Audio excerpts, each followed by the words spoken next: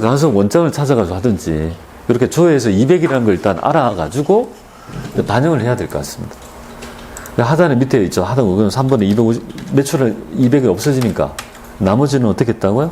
외상으로 했으니까 위에 금액 900이 될 거니까 108번 이렇게 해서 마무리 하시면 되겠습니다. 세무이금은 조금 더 귀찮게 하잖아요. 이거 찾는 방법 말씀드렸어요. 그렇게 5개 했는데요.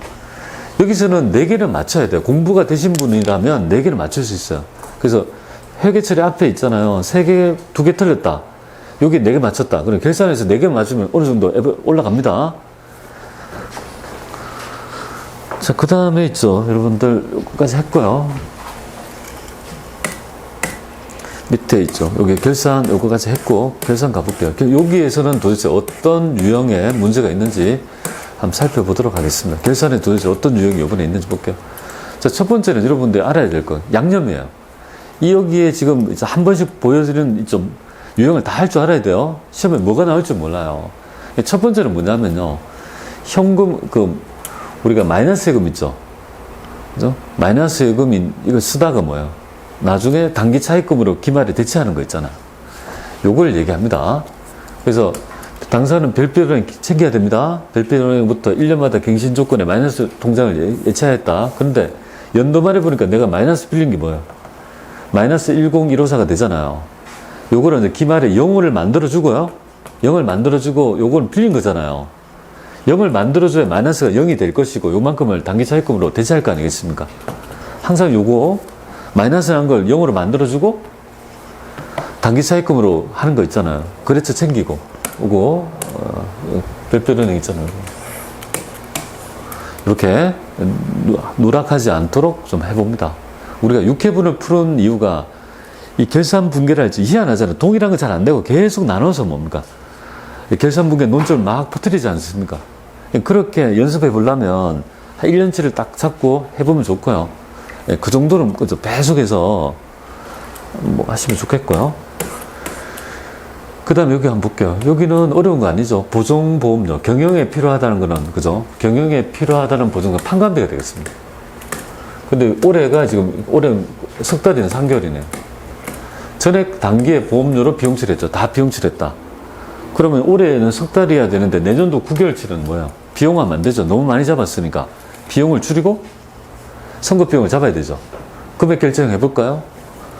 270이니까 내가 있죠. 아직 경과되지 않는 건 12분의 9개월이죠. 9개월이 요금액이 되겠습니다. 이만큼 선거 비용 잡으면 되죠. 다 회사가 회계 처리를 비용 처리했으니까 이렇게 해서 비용 줄이고 선거 비용으로 잡으면 되겠습니다. 자, 그 다음에 볼게요. 요거에 대한 팁 한번 볼게요. 이거는 여러분들 어떻게 결산을 합니까? 감가상각비는요. 그냥 정액법은 있죠. 40년을 나누게 되면 500이라는 걸 알게 되는데, 이 정률법은요.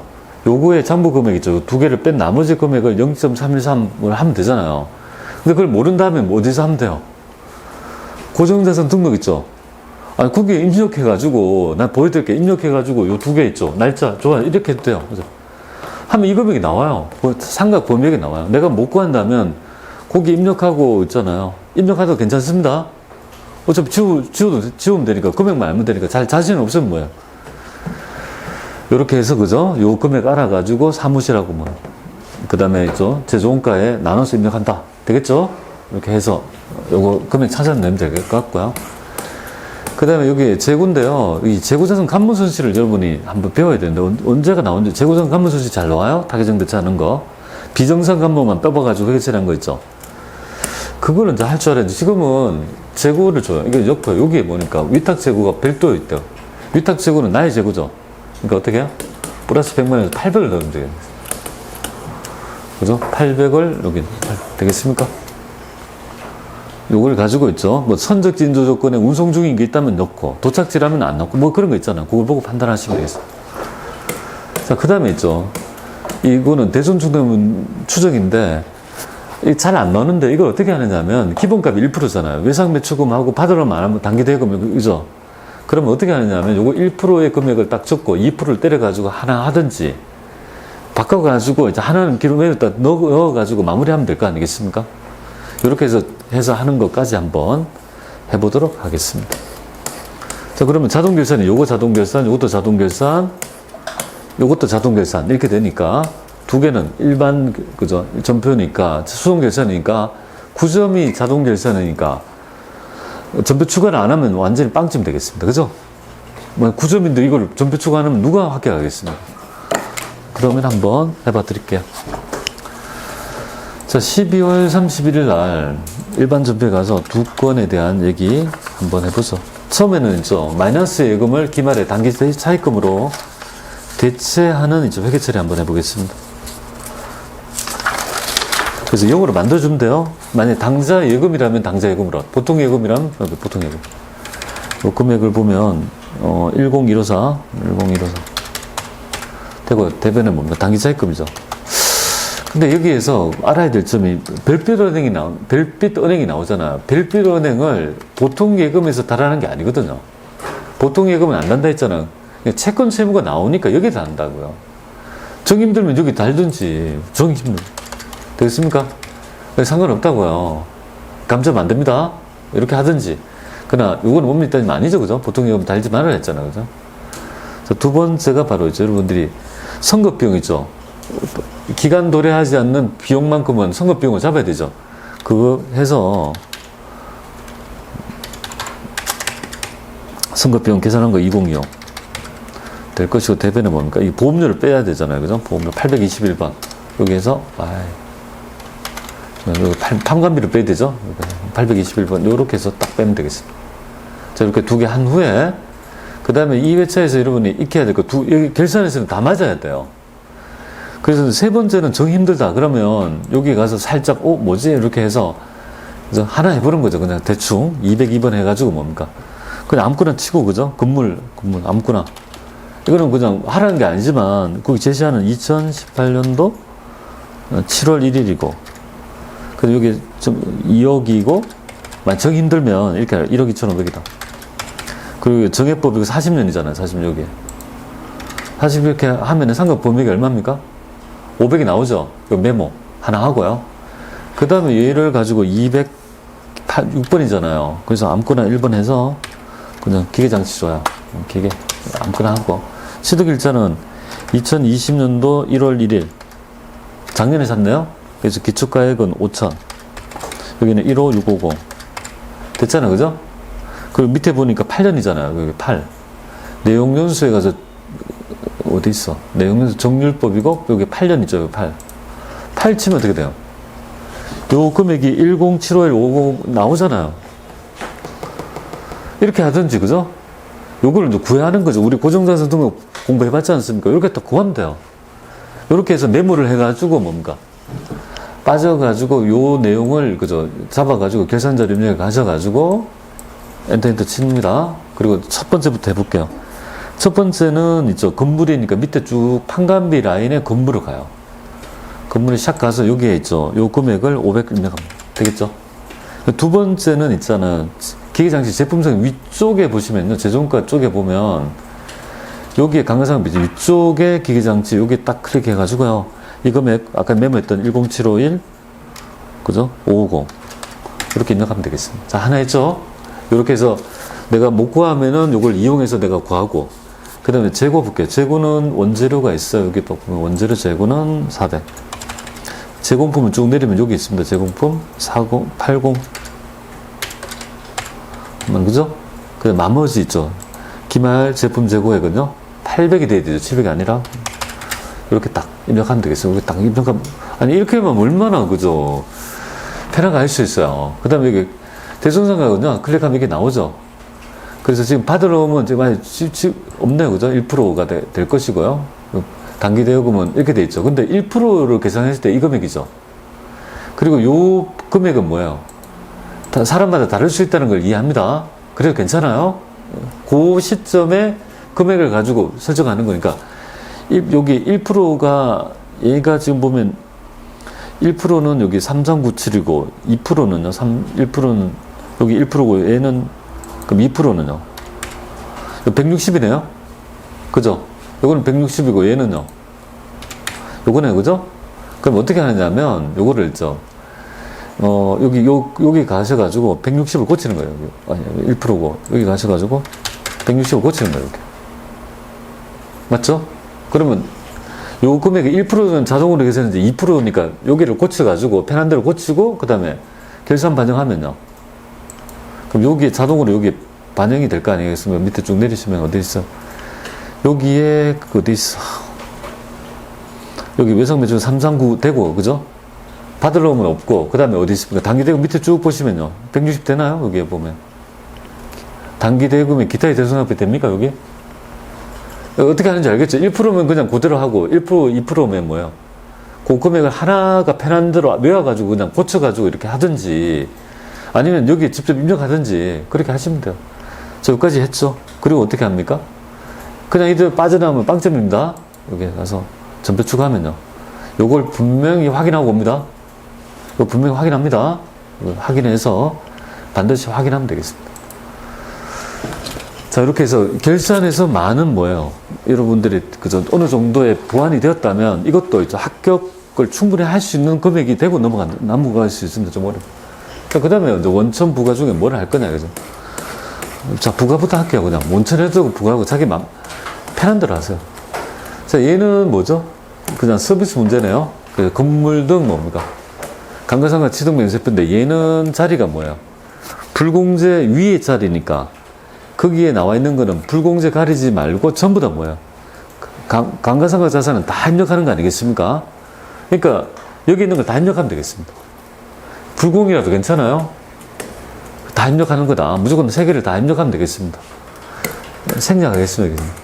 세 개를 다 입력하면 됩니다. 그죠?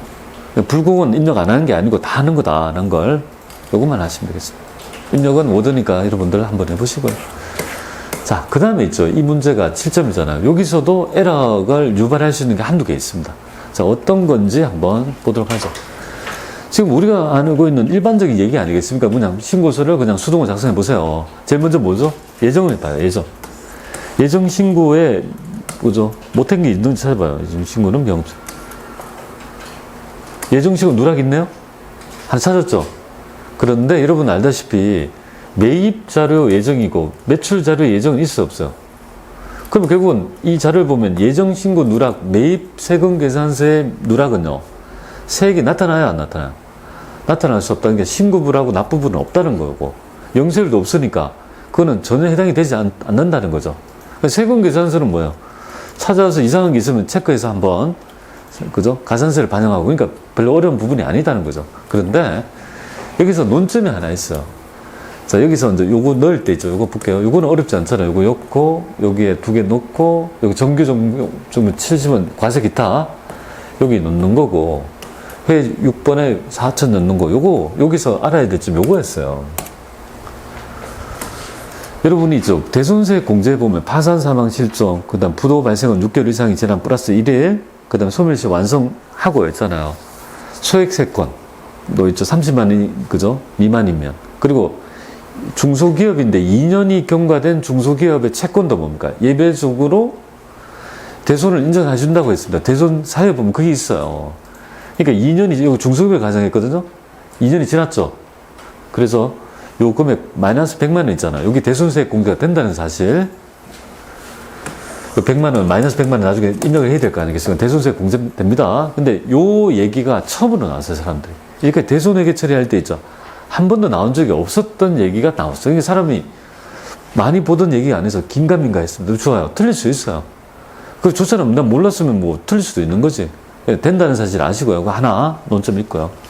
그럼 두 번째 보면요. 얘를 입력하는 건 어렵지 않아요. 왜냐하면 요 두 개가 일반 매입이니까 251을 넣어야 되죠. 일반 매입 넣고 밑에서 접대는 밑에서 였다가 밑에 빼야 된다. 그 다음에 기계장치는 넣고 예정치고 누락은 넣었어. 맞죠? 그죠? 여기 일반 매입에다가 이 두 개를 251을 넣고 해야 된다는 점 있죠. 그거 보고 그 다음에 불공제 100만 원 빼야 된다는 거. 이거 딱 되죠. 근데 여기가 하이라이트예요. 자, 여기는 세금 계산서가 아니고 뭐죠, 매입? 신용카드잖아요. 그럼 신용카드란 매입세 공제 되는 것만 넣는 거지. 매입세 공제 안 되는 거 아예 뭐예요? 입력하지 않는다 했잖아요. 매입 매출 전표에 입력하는 대상이 아니고 일반 전표에 입력해야 되니까 여기 아예 고려하지 않는다고 했지 않습니까? 그러니까 일반 매입 조금 요건 맞아요. 근데 사업무가는 입력하지 않는 게 아니라고요.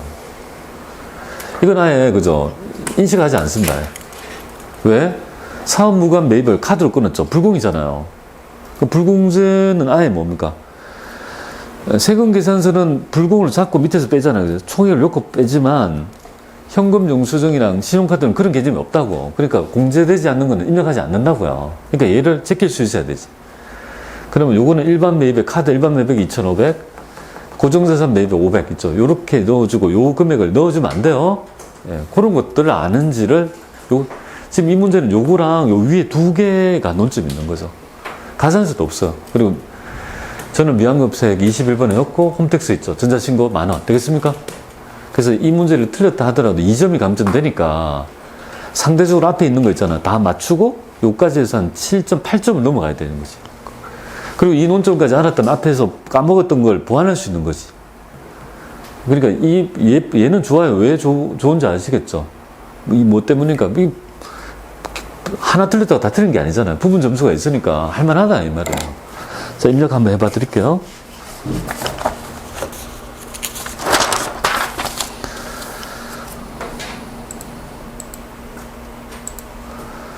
자, 부가가치 신고서 가볼게요. 신고서 가서 해당 부분 같이 보겠습니다. 여기가 1교 확정이죠. 4월에서 이렇게 정리할게요. 아무것도 없어야 되고 처음부터 해보겠습니다. 4번. 두 번째 있죠. 현금 영수증 여기 3번 해서 500. 그다음에 정기용 770만원. 그 다음에 회직 6번 영세율 기타 4,000. 오늘 대손수익 공제 마이너스 100 되겠습니까? 이렇게 해서 매출 라인 마무리합니다. 매입 한번 볼게요. 매입은 일단은 일반 매입이 해보니까 2월 이렇게 되고 이건 최하대 2월에는 이렇게 돼야 되잖아요. 맞죠? 그리고 세금을 받은 거니까 여기 일반 매입에 그 다음 밑에 불공을 빼야 돼요. 얼마만큼이? 밑에 접대성이 그러니까 100만원하고 10만원하고 빼줘야 되잖아요. 바로 두 개를 딱 마무리합니다. 그 다음에 세금 계산서로 받은 있죠. 고정자산 매입이 3천만원 있잖아요. 그죠? 3천하고 300 이렇게 되겠습니까? 이거는 불공이 없잖아요. 그죠? 기계장치는 뺄 거 없다. 이렇게 보시면 돼요. 그 예정신고 누락 자료가 300 있잖아요. 매입의 세금 계산서 받은 거니까 여기 가요. 330만원 이렇게. 되겠습니까? 누락 자료 입력하고. 그러면 첫 번째, 세금 계산서 받은 건 다 입력이 됐습니다. 그 다음에 카드로 끊은 거는 그 밖에 공제 매입세액인데 이쪽에 있습니다. 그래서 일반 매입은 2,500만. 2,700 치면 안 돼요. 네, 그리고 여기에 보면 2,250만 될 것이고, 여기 보니까 고정자산 매입은요, 500 되겠습니다. 50만. 되겠죠? 이렇게 되고, 그 다음에 밑에 21번에 보면요, 예정 때는 못 해주잖아요. 안 해주죠? 그래서 저는 미환급세액이 21번에서 80만원. 그리고 홈택스, 여기 보면요, 전자신고세금은 10,000원. 이렇게 치면 되겠습니다. 자, 이렇게 해서 마무리 하시면 될 것 같아요. 자, 이렇게 해서 한 개 정도는 틀릴 수 있지만, 최대한 있죠. 내가 정확하게 개념을 알아가지고 넣어주면 좋겠습니다. 그래서 요 문제도 있죠. 왜 어려운지 아시겠죠? 두 개의 감점을 요구하니까, 이제 조금 다른 데보다는 조금 어려워지는 거죠. 그러니까 조금씩 감점이 되는 거예요. 이렇게 해서 그 금액 확인해 보시면 될 것 같습니다. 자, 그 다음에, 이제 마지막이죠. 원천 가볼게요. 했고 있죠? 먼저 원천 가볼게요. 원천 해볼게요. 자, 원천은 여러분들이 있죠. 이 문제가, 이거가 왜 그러냐면, 이 원천이 좀 어려웠어요. 1월달, 2월달 있잖아요. 두 급여 자료를 입력하라는 건 처음이었고, 또 이거는 오래간만에는 있죠. 중도 퇴사자에 대한 거죠. 어려운 건 없고요. 급여 자료가 나오면 우리가 했던 거였죠. 그죠? 비과세를 하려고 보니까 비과세를 과세전환제 식대는 뭐야? 비과세 요건을 충족한다는 거니까 뭐 나머지 없잖아요. 그죠? 사용하지 않는 항목은 불화라는 것도 없고, 그죠? 그럼 이렇게 되고, 요거 나머지 요건 1월달 일단 하고, 2월달 뭡니까? 해서, 지금 이제 2월달에 있죠. 그 중도 퇴사자니까 여기 정산해서 이렇게 반영해야 되잖아요. 그리고 원천세까지 돌리는 것까지 하나의 1년의 과정, 그거 한번 해봐야 될 거야. 연말정산까지. 대신에 중도 퇴사자에서 가장 중요한 게 뭐냐면요. 뭐가 되겠습니까? 바로 퇴사일자를 찍어줘야지 인식하니까 제일 먼저 중도 퇴사를 하면 먼저 사원동로에 가서 중도 퇴사가 있는지를 확인하고 스타트해요. 요거를 급여대장을 만들지만 여기 지금 요거잖아요. 중도태사잖아요. 그죠? 그거부터 먼저 확인해 보겠습니다.